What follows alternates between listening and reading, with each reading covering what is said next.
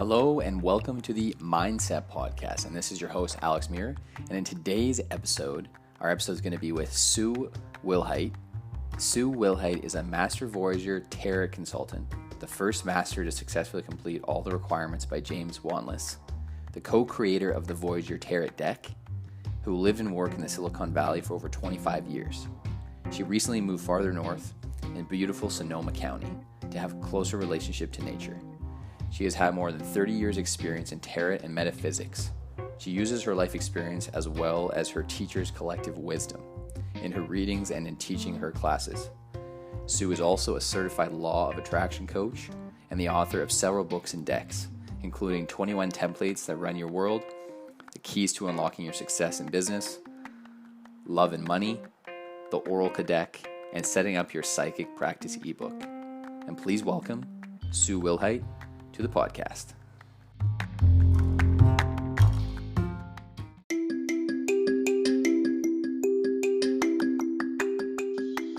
And this episode is brought to you by RadioGuestList.com, the #1 free radio guest, podcast, and talk show guest expert interview booking service on the internet.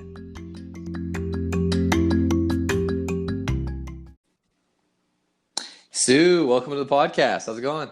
Hey, Alex, it's been an interesting, fun-filled day.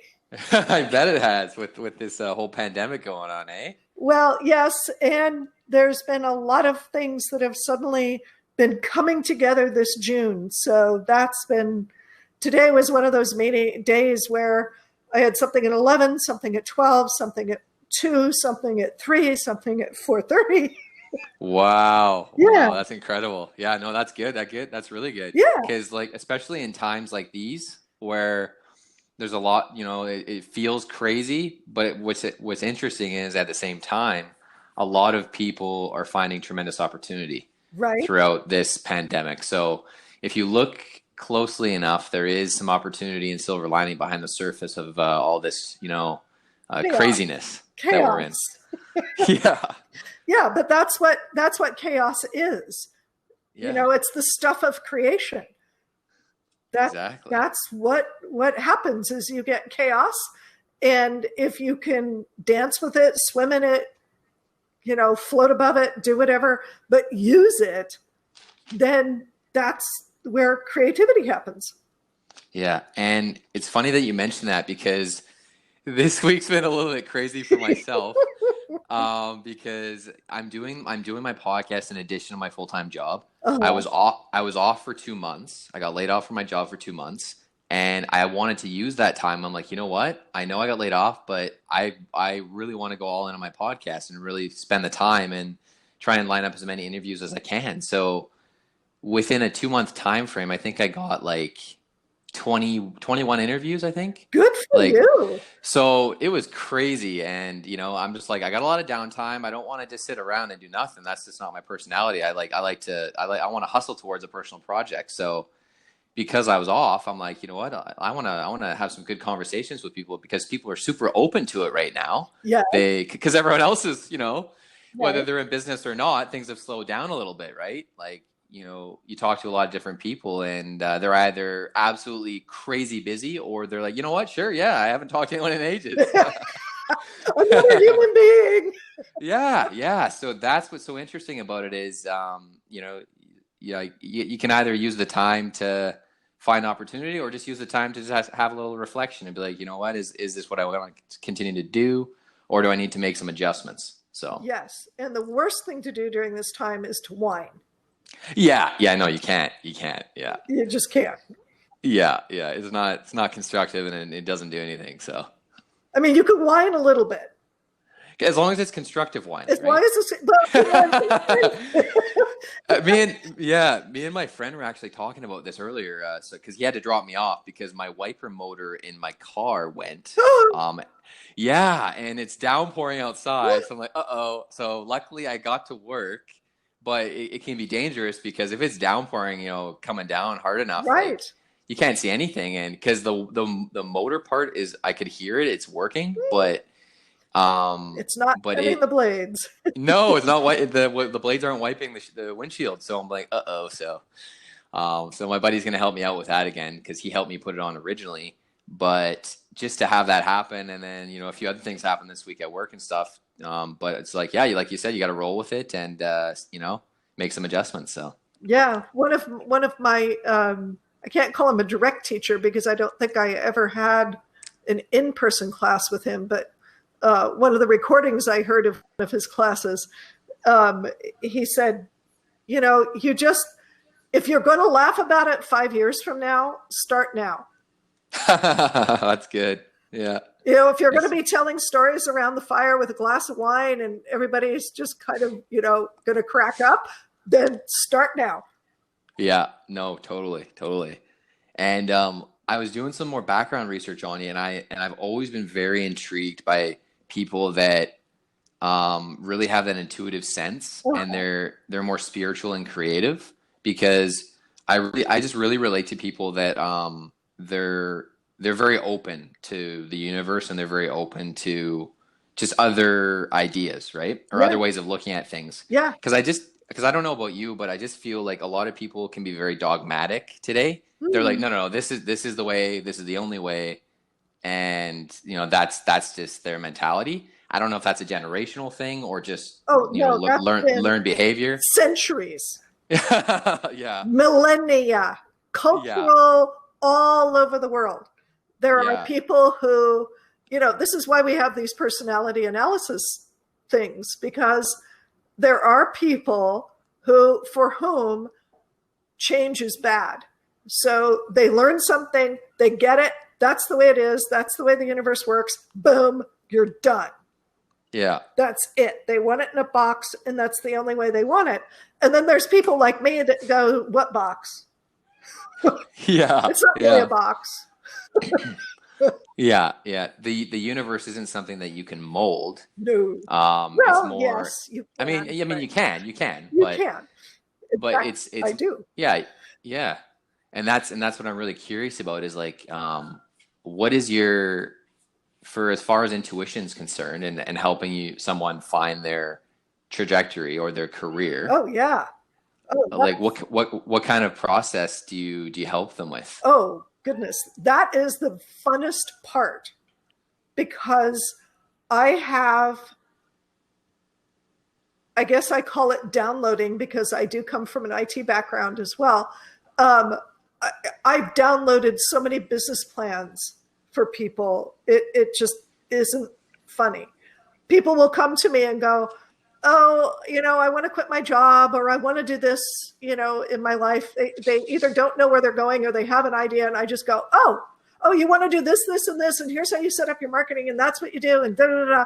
And it just all comes into my head, and I run with it, because I've learned if I'm quiet and I don't trust my gut, I don't trust my intuition, I don't trust the things that come into my head, then I'm not serving my client, and they're missing things.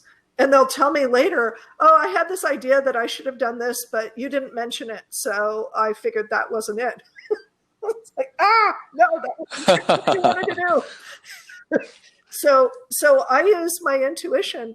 And frankly, Alex, I tell people all the time that I think intuition is something that we've all evolved to have. Intuition is a survival instinct. Everybody has intuition. It's like everybody has music, everybody has math, everybody has language. Those are things that are intrinsic to us as human beings. And it's part of what makes us human beings. And we've evolved to have these things. So what I see my job is to have people be open to new ideas, new thoughts. If there's a random thought that goes into their brain, they can use it.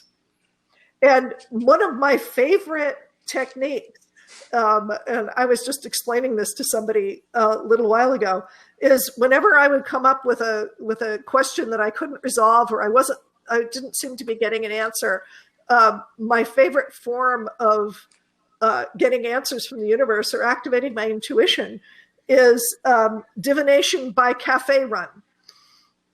And by that, I mean, I would go to a street in a town somewhere, it doesn't matter what town, where I knew that there was a bunch of cafes or outdoor dining or patios or something like that, you know, an outdoor mall. And I'd walk along and I would have meditated or noodled on my question for a bit. And I walk along and the first conversation that comes to me is my answer.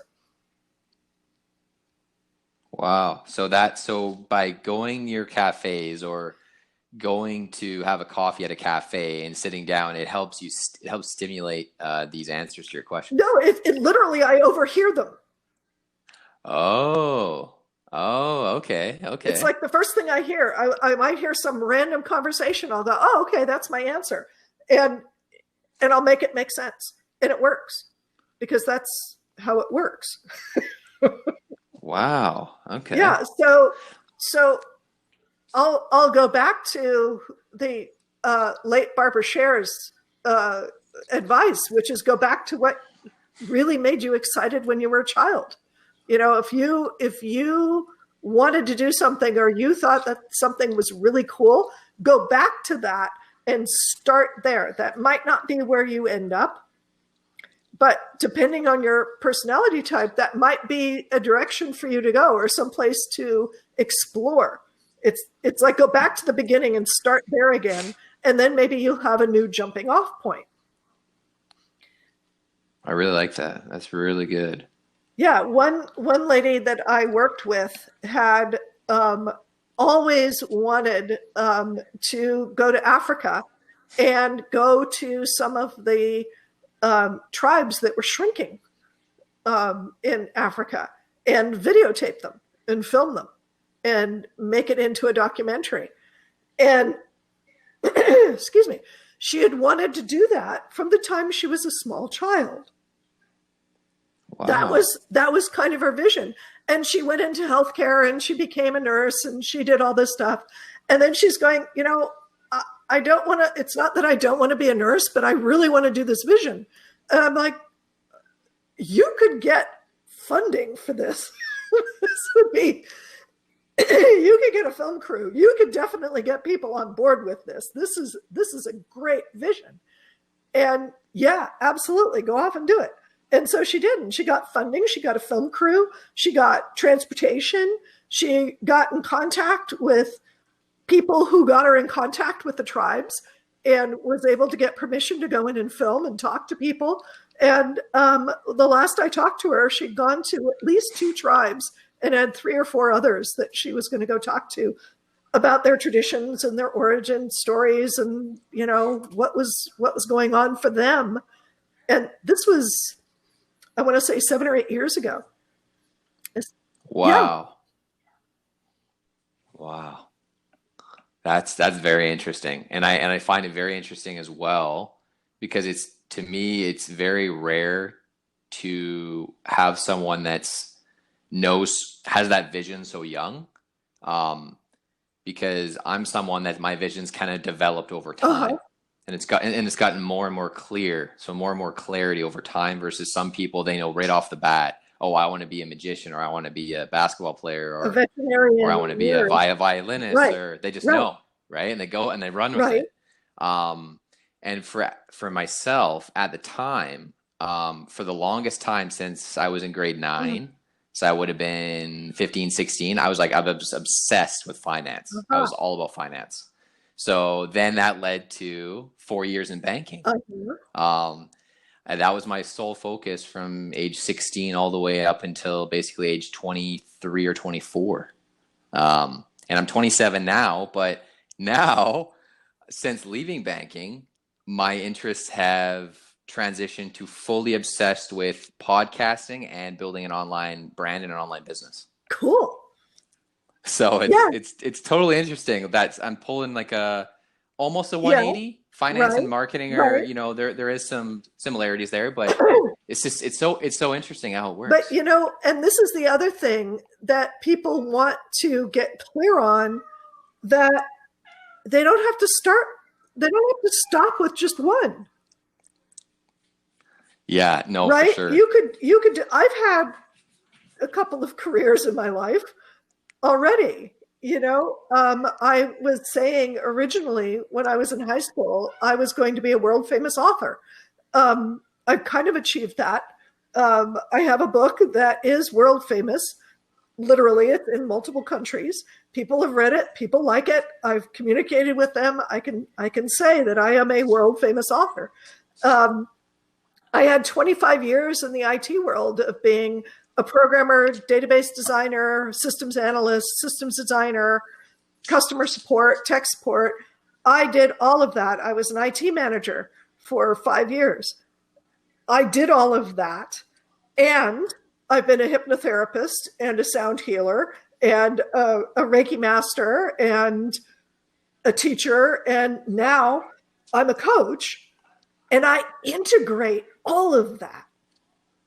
Yeah, that's what I find so fascinating is when someone has such a breadth of experience from so many different either sectors or industries, and then they become intertwined. Yes. And how you make them intertwined is what I find so fascinating with so many people that I've had on my podcast. Is some people are very, very linear, Right. and they stick within the same Right. realm of their expertise. But I noticed a lot of people, they mix and match, and I really relate to the mixing and matching. Changing things up, and like sometimes a complete 360. Right.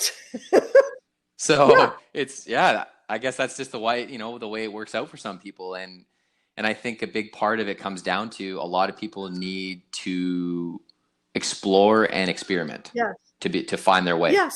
And some people are linear. And this is the thing that I love about people is there's no one right answer for everybody. People are saying, okay, so what can you tell my listeners about, XYZ? What can they do? It's like, well, if they've got this kind of personality type, they can do this. But if they're like this, they need to do this. And if they're like this, then they got a completely different answer. And if they're like this, they're not going to listen to me anyway. No. Yeah. So it's like you know exactly who you're dealing with because of all your experience, and especially with the whole personality type. Right. And the personality assessments, it gives you a very good read on how people might respond to certain phrases or statements or conversations. Right. And I tell people that oxygen or water are pretty much the only one right things for everybody that you can do. and after that, there's not much that you can say as a broad general, all nearly 8 billion people on the planet would be able to resonate with this. It's like you can't say that. There is no one right answer.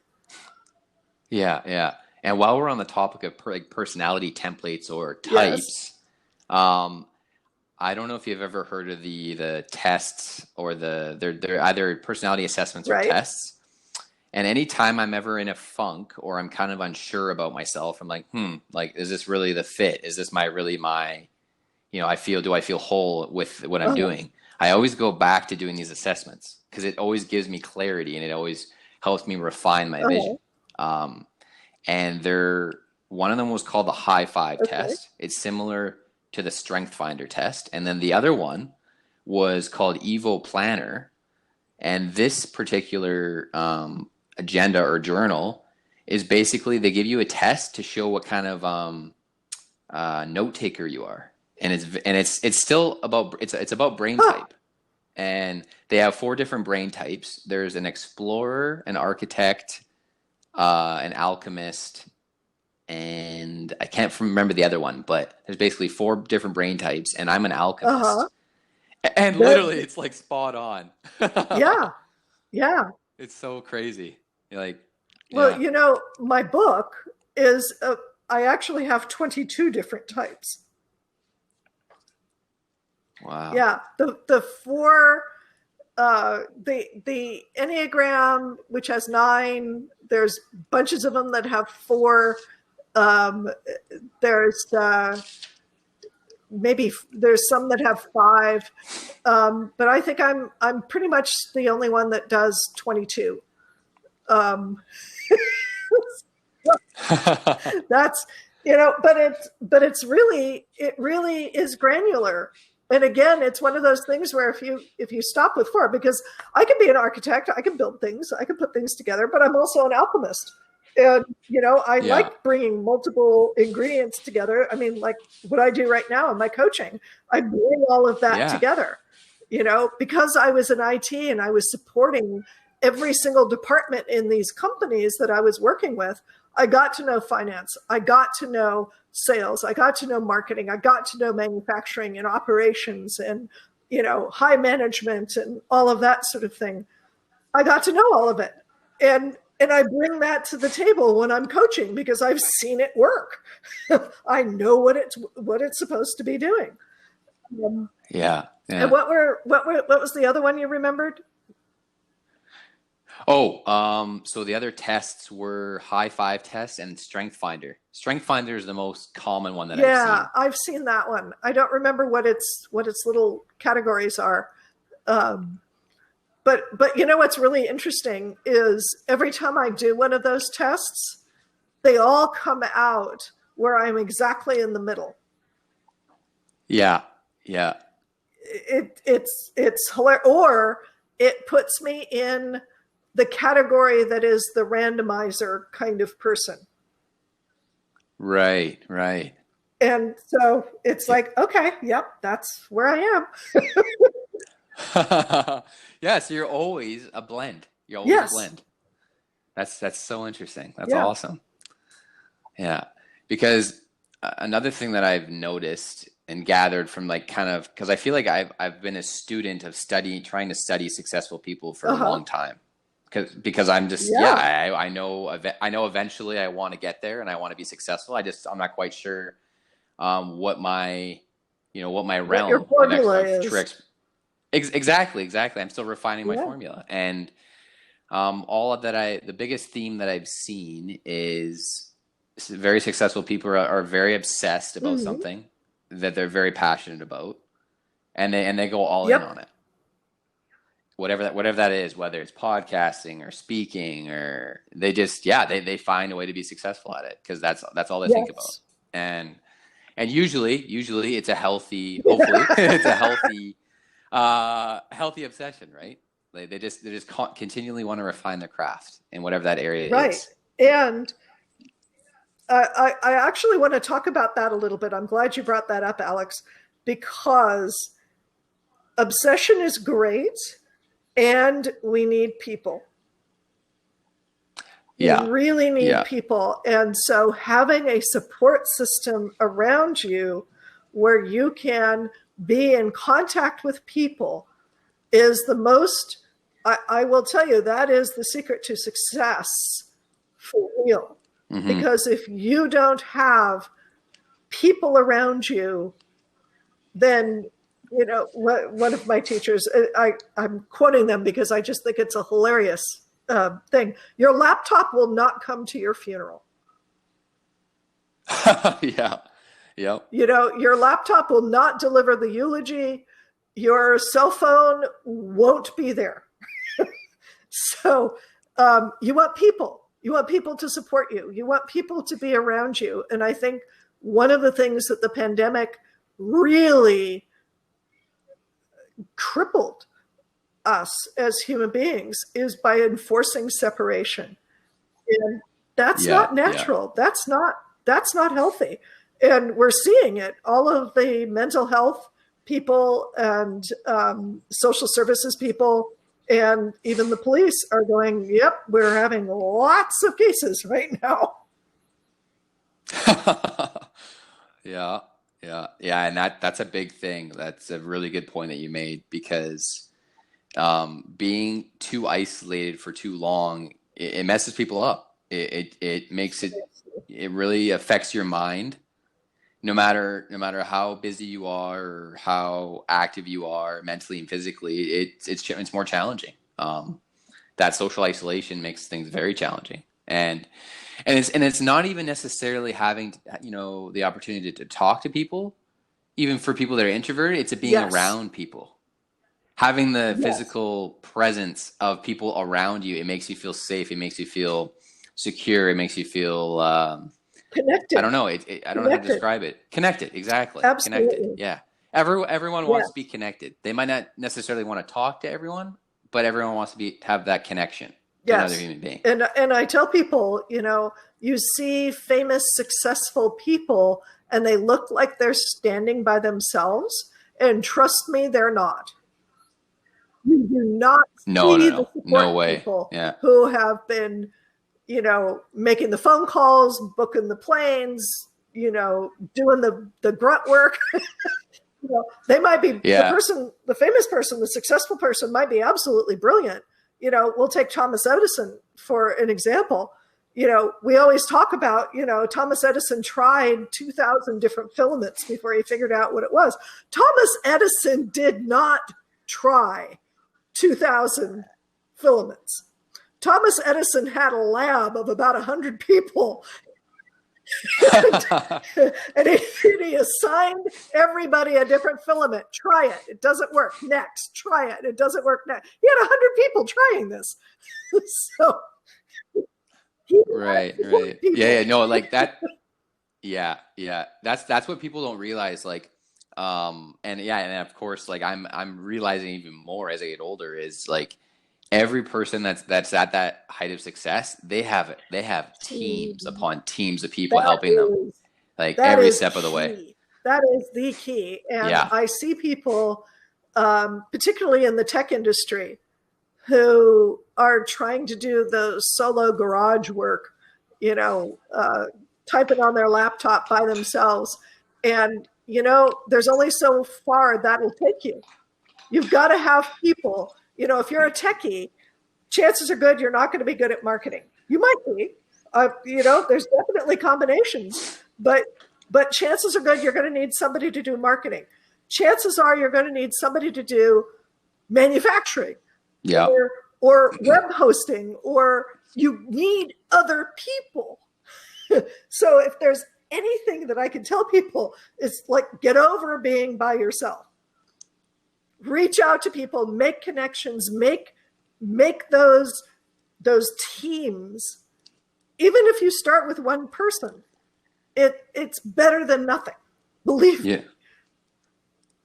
Yeah, no, and I totally agree with you there, because that's actually kind of the stage that I'm at myself right now. Is like, I want to grow my online brand and my online business, but I'm at the point now. I'm like, you know what? I actually need to get some help, because trying to do it all on my own, it's like I've reached that phase where I was doing I was gaining a lot of momentum. I built my blog. I got the podcast set up. I got all this stuff done within a fairly short period of time on my own. But then you reach these roadblocks, and you're like, man, how do I get past this? Like, and because I'm building an online business, and where I'm from, it's not really a super popular kind of business to build, or there's just not a lot of people that have expertise in it. So it's been a little more challenging for me, especially with the pandemic as well, trying to find and connect with people that know this stuff and what I'm talking about, because I've been reading about it. I've been reading books on it, listening to podcasts on it, audiobooks, and still I'm reaching these challenges, and I'm like, how do I get past this? So my friend from work, he's very tech savvy, and I really get along with him really well. And I told him, I said, you know what? Why don't if you're cool with it, why don't we, potentially in the future either partner up, or I hire you as an employee and we just start working on it, just chipping away at it little bit, because I've gotten the bulk of it done. I've built the foundation. I just need help refining it now.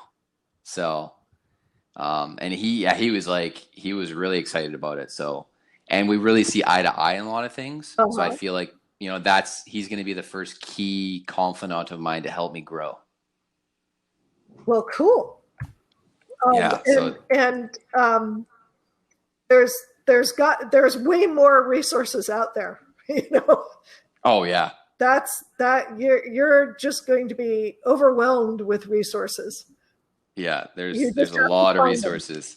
Yeah, that's another thing is with your IT background, you're probably really good at analyzing a lot of data, and then within that data, finding exactly what you need within all that data. Yes.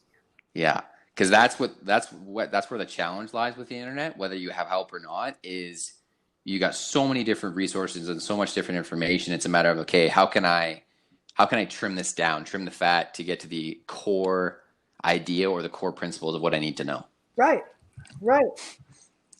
Yeah. So that's one of the things that I'm good at, is being able to look at something and go, oh, that, not that.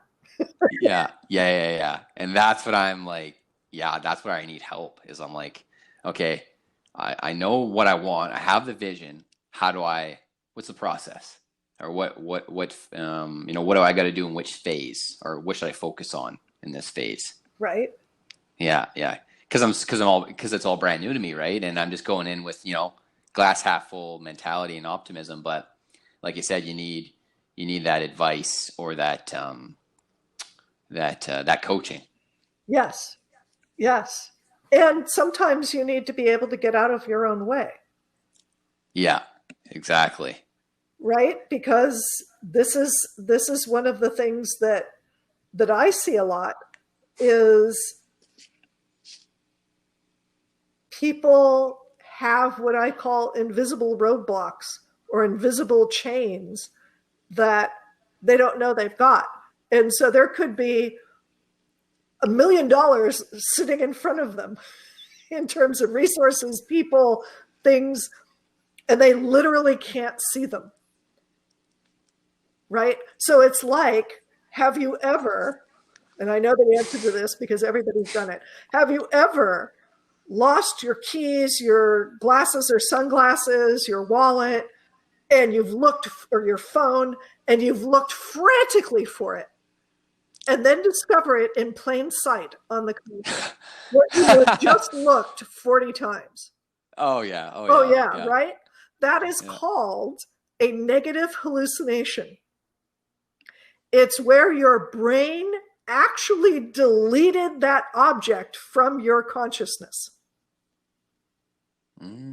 And this is what happens to people. They have these invisible blocks where something or someone could be right in front of them and could be the perfect resource, and they literally cannot see it because they have stuff going on inside. They have family history, or they have societal history, or they have something that causes them to reject that. Right. Because that's when people have mental blocks. Exactly. Yeah. Exactly. And the interesting thing is, some people, I know a lot of people are unaware of when they feel like this. I am always I feel like I'm hyper aware. I think that's probably my problem, is I'm always aware when I'm feeling a certain way. And the interesting thing is, I always express it to anyone, like my girlfriend or my parents. Like, anytime I need to chat with someone about it, I always feel I need to communicate it to release that mental block. Mm-hmm. I have to talk about it. Versus some people, they like to internalize it. I like to vocalize it, because then it's like, to me, it's like I'm like releasing something that's kind of like giving me a mental block. Right. And if you're aware of it and you can notice it, that's always the first thing, is noticing that you keep tripping over the same stuff, or you keep being blocked in the same way, or you keep missing that connection. It's noticing that, and then going, okay, I'm noticing that this is what's going on in my life. I need to change this, and then working it out. But most people just, they end up going, oh my God, I can never fill in the blank. I can never meet people. I can never get the resources I need. I can never make money. I can never start a podcast. I can never, Yeah. They give themselves an ultimatum. Right. Yeah. And they just made it real because they keep saying that. Yeah. And one key takeaway from that is, a lot of people, they self-sabotage themselves by their choice of words or wording and vocabulary. That's a big thing that I read when I was reading the personal finance book, Rich Dad Poor Dad by Robert Kiyosaki. Okay. And he said words are very powerful, and if you don't use them correctly, they can deter you or defer you from reaching your ultimate success, or if you use them correctly, then they can send you to new heights. So right there, the biggest little tiny adjustment, that micro adjustment that people, all they need to make is to speak more optimistically. You might not believe it right away, but I find for myself, the more I say it, the more I believe it. Right? That is it. Yeah. And then the one thing that someone said to me was, because I was like asking him about something business related, and he's like, Alex, he's like, sometimes, there's the fake it till you make it, but there's the believe it until you see it. Right. Exactly. That's Wayne Dyer. Yeah. And that's when you believe it. Exactly.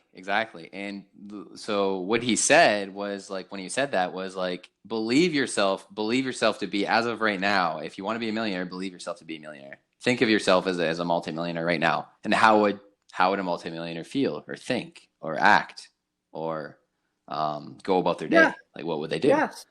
And then try and feel yourself in that mindset. Yes.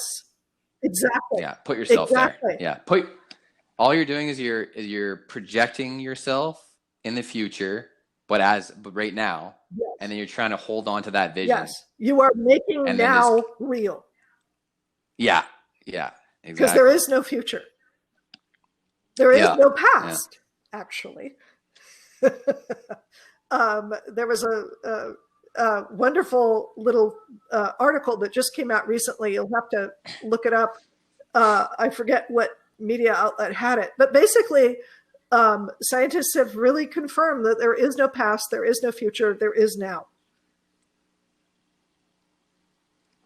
So your past is completely imaginary. Interesting. Yeah. Completely imaginary. And I know, and I'd say this to people all the time, and they come back to me and go, no, I've got the scar from 5th grade where I fell. It's like, yep, you imagined it. You're that because you needed for that to be true. And as soon as you need for that not to be true, it's not going to be true. And here's the fun part. You're not even going to remember that isn't true anymore. Because because you're too focused on other things. It's here and now. That's it. What do you want to be right here, right now? Who are you? Which is, I think, the most important question. Who are you right now? Forget what your past said. Forget what anything else said. Who are you right now? Change your thoughts. And I go out on a limb here a little bit. Change your energy. And by your energy, I'm really meaning your thoughts, because your thoughts put out an electromagnetic field. And the more consistent that electromagnetic field is, the more you live that, and it writes back to your brain. Your brain picks up that vibration, that energy, that electricity, and goes right back into it. Yeah, and that's like that same statement where they talk about where your focus goes, energy flows. And it's literal. Yeah. Absolutely literal. It is. Because it's electricity. I was telling my parents, every time I do a podcast episode, I get an energy high. Yeah. Like, because what I realized about myself, the reason why podcasting, I love it so much, is because I get to talk big ideas with people.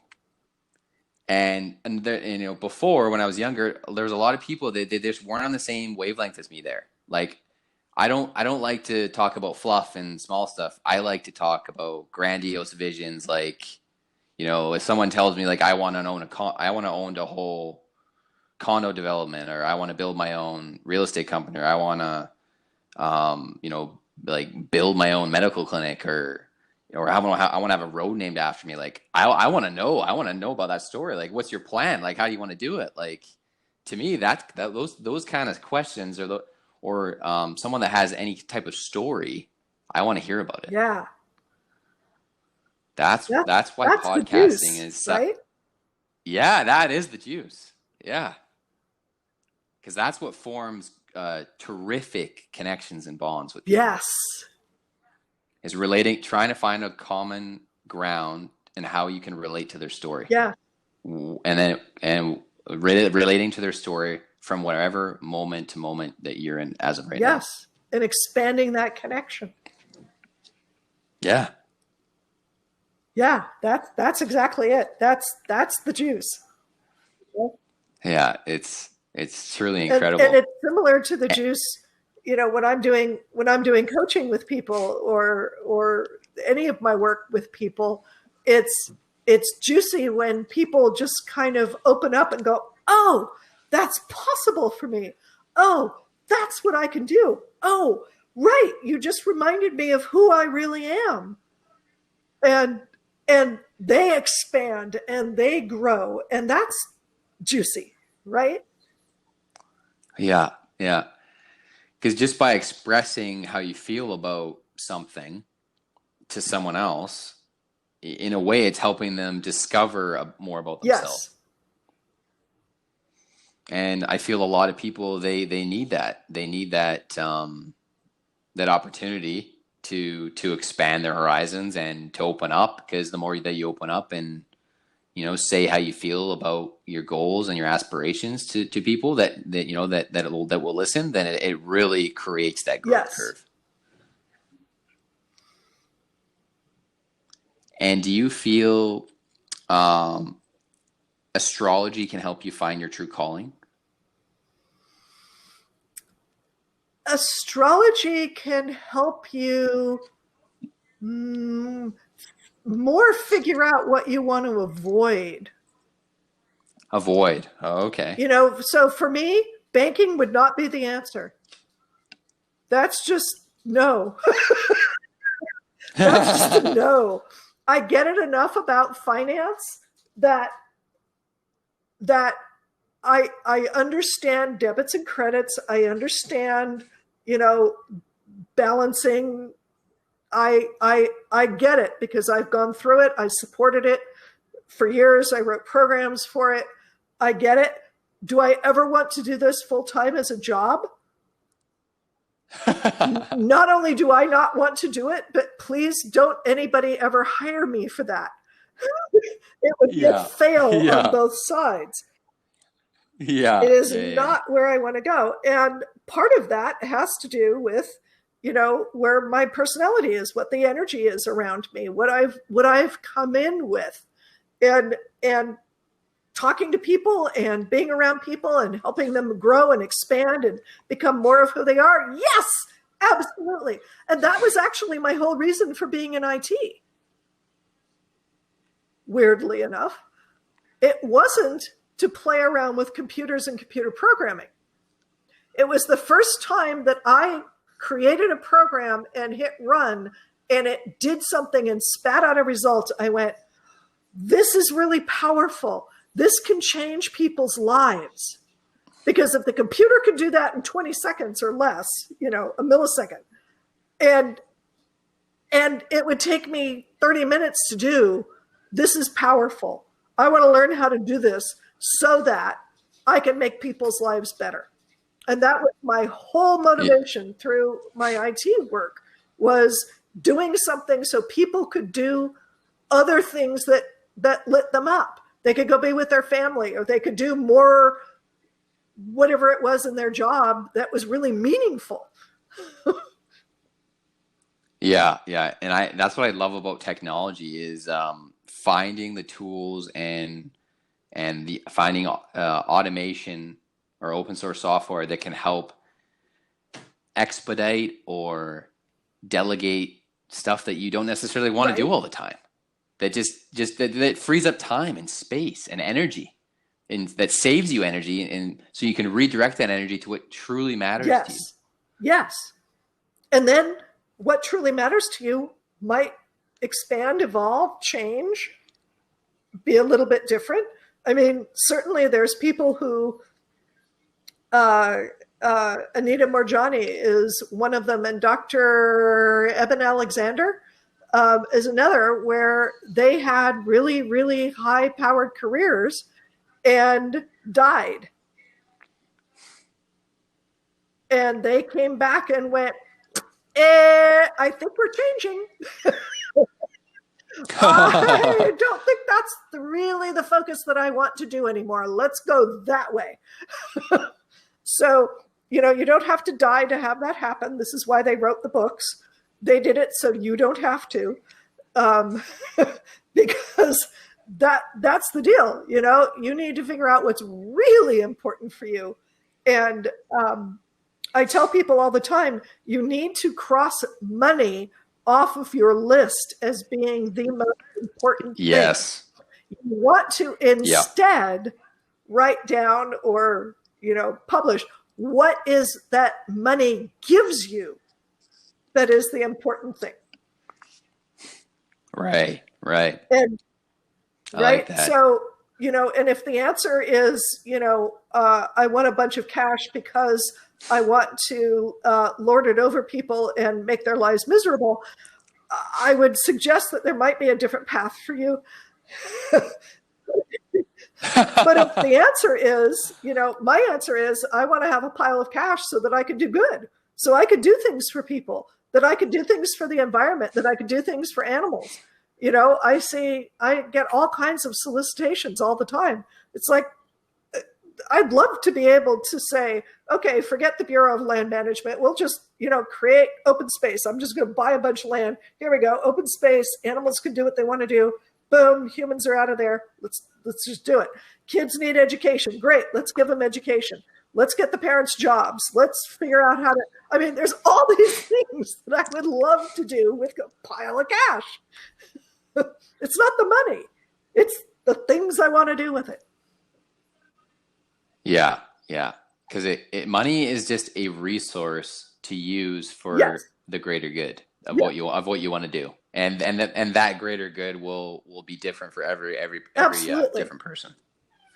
Just like everything is. Yeah. Yeah. But I like how you talked about crossing money off the list, because for the longest time, when I was in banking, that's all people talk about in banking, right? Is like money, managing money. And I was just, that was just something I was very interested in at the time. But nowadays I'm like, because of my background and my knowledge is there, because I spent so much time in banking, like, I just feel like I'm ready to cross I've officially crossed like focusing on money off my list, because it deters you from, it makes you have mental blocks, because you're like, oh, like how much money will I make off doing this? That becomes the focal point of every action that you take. And that can't be the case, because then you won't grow into the best version of yourself, because you're only focused on the money. And even people with a lot of money, there's some people that are absolutely miserable because that's what they focused on. And now their life is in a wreck because they use that vision, the wrong vision, to get them to where they are. And now they're like, Jesus, why do I feel soulless and so unhappy? Well, it's because that was their main focus the entire time. I know you're a former banker. You're a recovering banker. It's going to be a startling statement to you. Money doesn't exist. Yeah. Money doesn't exist. It's just an energy. It's just an agreement between people that says, oh, if I give you this many XYZs, you're going to give me something else that is equivalent to that. That's all it is. Right. It's all it is an exchange. Yeah. Yeah. Exchange of value. It's the only thing you got. And so, if you focus on money, you might as well say, oh, I'm just focusing on oxygen and getting as much oxygen as I can possibly get. Well, okay. You can do that.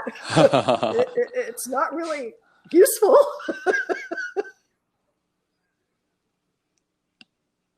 Yeah. And as soon as I left banking, it gave me the opportunity to focus on what I really want to do. Like just focus on what I love to do and experiment. And now that I've left, I've been able to create that space and just to try things more. and not be like, oh, like, you know, because for a while there, it felt like my identity was so ingrained in banking that I was like, felt kind of lost for a little bit. So I'm like, oh, okay. Maybe I need to go back to, okay, what do I really want to do? What does Alex want to do right now? So then I had to get out of that mindset of like, oh, banking's my identity and it will be for a long time. That's not the case. At that time of my life, I was a salesperson who happened to be a banker, and my skill set was in sales for that amount of time. But as of right now, it's completely evolved, and I wouldn't say that I'm a banker or an ex-banker or an ex-salesperson or anything like that. I'm just a person who is doing what he wants to do as of right now, and that passion or love of what I'm doing will continue to be refined and evolve. You're just Alex, for whatever that is. Yeah. I don't like to attach. I'm no longer trying to attach any title or give it any name or anything like that. Yeah, because you don't need to. Because when you attach too much, like a title or anything like, then that's when it becomes attached to your identity. And then if you ever make a shift or a pivot, then sometimes it becomes difficult for you mentally because you feel that part of you is so ingrained in you. Now, I will slightly, my marketing hat just came on, and there is a thing called branding, and I have branded myself as the Profit Attraction Master. And that's my title. That's, when people say, what do you do? I'm the Profit Attraction Master. Is that my identity? No. Is it my brand? Yes. Is it something that I can do? Yes. Is it my identity? No. So I'm really clear about where the boundaries are in that when you're talking about branding. And branding is super important in your career. You've got to be able to say, hey, I'm the best at what I do. You know what you're doing. It doesn't matter who you're comparing yourself to. It's like, I'm the best. I am just the best at what I do because nobody else can do it the way I do. Exactly. Because you're unique. And I do things that nobody else does, and I get results that nobody else does. Yeah. Because everyone has their way of getting results. Yeah. And once they find what delivers the greatest results for them, then they can multiply that even more by sharing that formula with others. Wow. Well, this is an incredible episode today, Sue. I got lots of golden nuggets and tons of wisdom from you today. And I know I'll definitely want to have you on again because my energy and my vibrations right now are crazy. Well, good. I'm glad. This has been a fun conversation. This is great. Yeah. I had a lot of questions written down for you, but like we definitely tackled half of them, but I know there'll be more for a future episode. Yes, I'd love to be back. Thank you. Yeah. Awesome. Right on. Well, just before we go, where would be the best place for our listeners to find you?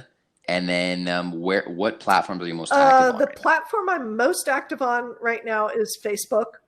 My Facebook business page is Sweet Sound of Success. And I'm going to be launching on Friday, June 6th. 5th. Friday, June 5th. Oh, 5th. The first episode of my TV show reboot on Facebook Live. I'm going to be uploading a watch party.